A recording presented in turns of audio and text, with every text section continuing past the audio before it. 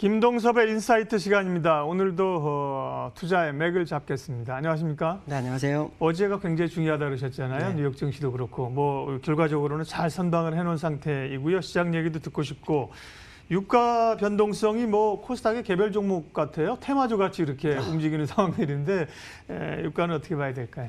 지금 유가는 내려온 게 말이 안 된다고 저는 보거든요. 왜냐하면 아주 기본적으로 이 시장에 제가 어저께 잠깐 말씀드렸는데 원자재 중에서 유가가 올라가지 않는다? 그럼 시장은 안 갑니다. 왜냐하면 유가의 가격이 경기 활성화를 의미하기도 하거든요. 근데 유가가 감산을 안 해서 빠졌잖아요. 근데 감산을 사실은 할 이유가 없었던 건데 미국의 셰일가스가 시장을 진입하면서 풍부해진 거죠, 유가가. 원유가 풍부해진 거고. 그러니까 치킨 게임이 진행이 돼서 유가를 빠진 거예요. 그러니까 사실 유가의 하락의 근본적 원인은 미국의 셰일가스다. 그리고 오늘 뉴스 보시면은 화이팅 그룹인가 미국의 셰일가스 회사가 부도가 났죠. 파산을 했습니다. 근데 미국에는 셰일가스 업체가 너무 많아요. 이거를 트럼프가 장려를 했어요. 왜 장려를 했냐면 세상을 딱 보니까 유가를 잡지 않으면 사실 기축통화로 다 결제를 하기 때문에 유가를 안 잡아도 유가 시장을 안 잡아도 되거든요. 근데 유가 시장의 패권을 잡고 싶은 거예요, 트럼프가. 왜냐하면 미국에 굉장히 많은 유전이 있잖아요. 또 셰일가스가 개발이 되고 있고요. 그래서 시장을 건드린 거예요, 트럼프가. 트럼프가 건드리니까 이제 어떻게 합니까? 파이가 나눠 먹어야 되는 상황이 발생하죠. 당연히 유가는 하락하죠. 그 유가 하락은 주가를 견디게 할 수 없습니다. 이전에 미국 시장의 모습을 보면 유가가 50불대 있을 때 주가가 올랐어요. 근데 그 50불대라는 게 의미가 왜 그러냐? 셰일가스의 손익분기점이 57불 정도 되거든요. 그러니까 그 정도 선을 유지해줘야 되는데 여기서 러시아하고 사우디아라비아가 추가 감산을 안 한다 그러죠. 당연히 감산을 안 하는 게 맞죠, 거기는. 원래는 그게 맞습니다. 왜냐하면 감산할 때마다 미국이 그 감산한 부분을 파고들었어요, 계속. 그러는 바람에 패권이 자꾸 글로 흘러가니까 사우디아라비아 입장에서 더 안 하고 싶은 거죠. 또 미국, 러시아에서도요. 그렇지만 더 내려가면 안 된다는 거. 그러다 보니까 어저께 트럼프가 트윗을 통해서 한 말이 있죠. 사우디아라비아하고 러시아가 감산을 합의할 가능성이 있다. 이 얘기를 하죠. 그러면서 하는 말이 사우디하고 러시아하고 그다음에 미국과는 감산을 합의한 적이 없다. 이렇게 얘기합니다. 그러니까 미국은 더 들어오고 싶은 거죠. 그래서 유가를 조정하고 싶은 것 같습니다. 그래서 유가 하락을 막기 위해서 트럼프가 비축유를 더 사는 그런 상황까지 갔었잖아요. 그러니까 어쨌든 유가가 시장에서 차지하는 비중이 어마어마하게 크다라는 것을 의미하는 거다. 그러면 우리가 이제 역발상적으로 한번 생각해 보세요. 코로나의 발발로 주가가 빠졌지만 거기에 설상가상으로 덤벼드는 게 뭐죠? 유가의 하락이었어요. 그런 다음에 나온 게 뭡니까? 금리의 제로금리, 양적 완화, 그리고 재정정책, 또 추가적 재정정책을 하겠다고 합니다. 이런 얘기까지 나온 상황인데 유가가 안 가고 있어요. 그러면 트럼프가 원하는 것처럼 다 하고 난 다음에 유가가 안 가면 주가도 안 가는데 이거 유가가 가만히 있겠습니까? 저는 미국도 감산을 할 거라고 봅니다. 미국도 결국 감산을 합의를 할 거고 러시아도 할 거고 사우디아도 할 거고 자 그로 인해서 유가의 상승과 주가는 같이 갈 거다라는 해석을 합니다. 그러니까 유가가 지금 하락한 부분 이거는 사실 어떻게 보면 굉장히 의도적 하락이었을 것이다라는 해석을 하고 있고요.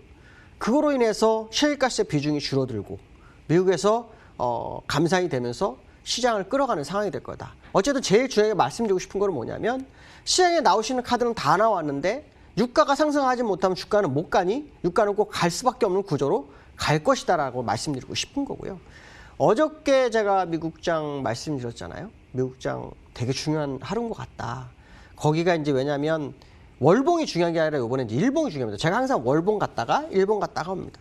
그래서 월봉과 일봉 같이 보여도 유가를 같이 보여드릴 건데 월봉은요 어차피 완성이 됐었어요. 후행스펙이 내려왔지만 완성이 됐었어요. 그 얘기 무슨 말이냐면 여기서 이렇게 왔다리 갔다리 하면서 하방경직선에다 쭉 올라오는 구조의 확률이 굉장히 높죠. 그러니까 월봉을 보면 답이 안 나오는 겁니다. 이제는 사실은 일봉을 봐야 되죠.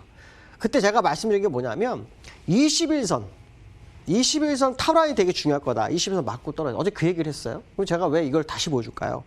사실은 저 어저께 양봉을 줬지만 21선 탈환을 못했어요. 그러니까 미국 시장으로 보면 굉장히 불안한 상황이죠. 그런데 우리나라는 21선 위로 올라갔습니다. 우리나라가 뭐 중요해? 라고 생각하시겠지만 가끔은 우리나라가 하루 이틀 앞서갑니다. 근데 우리나라가 지금 차트를 보시면 좀 이따 보여드리겠지만 미국보다 하루에서 이틀을 앞서가고 있습니다.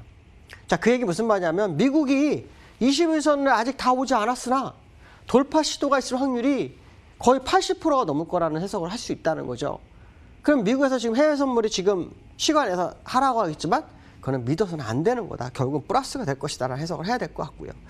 유가에 대한 부분을 제가 보여드리는데요. 유가를 보시면 사실은 이 언더슈팅 나오시는 공간이 있긴 해요. 근데 지금 시간적인 부분, 그러니까 저는 항상 보면 어떤 재료를 보기도 하지만 큰 이슈를 이렇게 폴대 박듯이 박아놓고 거기에 맞춰서 시장을 보거든요.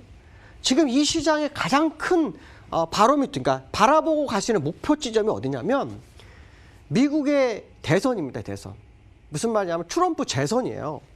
트럼프 재선거를 하기 위한 시간적 공간을 계산해 보면 유가가 지금 더 내려가서 얻을 답이 없어요. 왜냐하면 적어도 5월, 4월, 6월 이 사이에 유가가 적절한 수준까지 올라오면서 상승의 분위기를 줘야 트럼프가 지금까지 행했던 것도 많죠. 연준을 압박해서 금리 인하하고 양적 완화를 유도하고 하지 말아야 될 자리에서 하고 재정 정책까지 하고 유가까지 끌어내는데 이게 안 올라오면 그 정책이나 모든 게 될 수가 없다는 거죠. 그러니까 시간적 개념으로 보면 지금쯤 이제 움직이는 게 맞은 거예요. 더 내려가 봐야 오히려 그거는 공포를 이기지 못하는 자는 시장을 떠나야 되는 거고 공포를 이기는 자는 받아서 앞으로 기간 동안 기쁨을 누릴 수 있는 그런 공간일 거라고 해석을 해야 되는 거죠. 그렇기 때문에 지금 상황으로 보면 유가의 추가적 하락은 바라봐서는 안 될 것 같다. 오히려 위쪽으로 방향을 열고 보는 게 맞을 것 같다라고 말씀드릴 수 있고요. 두 번째로는 그 로버트 벨이라는 그 하버드대 경제학 교수가 우리나라에 대해 권고를 했어요. 권고를 했는데 이게 경우가 있습니다. 어디에 있냐면 그 일본 구로다 총재가 이 주식시장을 샀습니다. 제가 이제 뭘 말씀드리냐면 지금 우리나라 양적 완화를 했고 또 재난소득도 지불을 하겠다고 하고 다 하지만 그거로 우리나라 시장을 지키기는 어려울 거다라고 하면서 제안한 게 뭐냐면 중앙은행이 주식을 사라 이런 얘기를 합니다. 예전에 일본이 마이너스 금리를 주고요. 더 이상 양적 완화를 할 수가 없으니까 양적 완화해서 살 수 있는 국채가 없어지니까 주식시장을 샀습니다. 물론 우리나라는 그 경우가 다른 케이스지만 중앙은행이 시장을 산다? 나쁜 건 아니죠. 그러나 최후의 보루가 나서는 거는 시기상조일 것 같다는 생각을 합니다. 그러나 이거 하나는 중요하죠. 중앙은행이 그런 의지를 피력한다면 의지만 피력해도 시장은 상당한 상승 효과를 볼 수 있겠다라는 해석을 할 수 있습니다. 그래서 이 부분을 한국은에서 좀 잘 이용만 한다면 기회는 있습니다. 이때까지 금리 인하를 하면서도 추가적 금리 인하를 강하게 시사한 발언이 한 번도 없었기 때문에 금리 인하하고 다 아무 무용지물이었거든요. 그러니까 이번만큼은 지난번에 무제한 양적 완화, 한국 무제한 양적 완화를 얘기한 것처럼 우리가 할 수 있는 건 다 준비가 되고 있고 거기에는 그런 것도 고려할 수 있다라는 그런 발언 하나가 있어서 시장은 굉장히 큰 효과가 있을 것 같다. 안 해도 상관없습니다. 올라온 다음에 그때 가서 돌아올 필요성이 있겠죠. 어쨌든 누군가 총대를 매야 되는데 이러한 권고사항이 들어온다는 것은 상당히 중요한 시점이 도래한 걸 우리가 생각해야 될 것 같다라고 말씀드릴 수 있고요. 세 번째로는 국내 시장이요.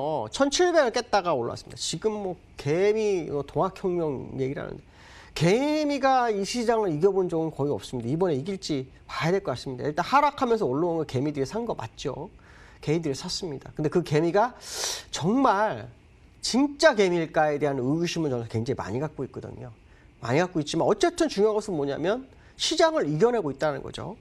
제가 지금 굉장히 중요하게 보는 것은 사실은 이 개미보다는요. 외국인의 선물의 포인트를 갖고 있습니다. 외국인이 3월 18일부터 현재까지 매수한 선물 양이요. 28,000개입니다. 28,000개. 과거 사례를 보면 15,000개부터는 직수가 올라옵니다. 15,000개부터. 시간을 따져보니까요. 그 시점이 바로 요 시점입니다. 3월 18일이 언제냐면요. 요 날입니다. 요 날. 요때부터 샀습니다. 요때부터. 기가 막히게 받았죠. 그러니까 현물은 팔지만 외국인의 의지는 상승 쪽에 무게가 실려 있는 겁니다. 거기에 개인들의 같이 편승이 된 거죠. 그러니까 어떻게 보면 착시 현상일 수 있죠. 개인들이 이겼다라고 할 수 있지만 사실은 외국인은 시장에 진입을 시작했습니다. 그래서 27,000개가 됐죠.